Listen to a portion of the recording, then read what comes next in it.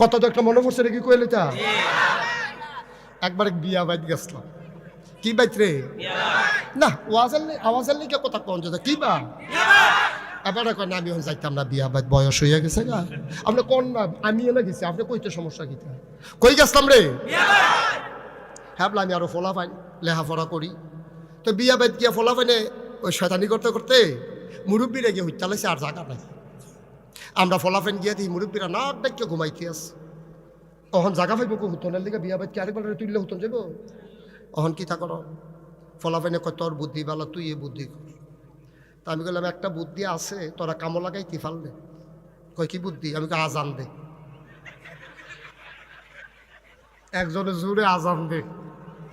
যে এই ঘরে মুরব্বীরা ঘুমাইছে এই ঘরের কান্দাত গিয়ে হাতে যে আজানো আসসালাতু খাইরুম মিনান নাউম বেড়াইয়া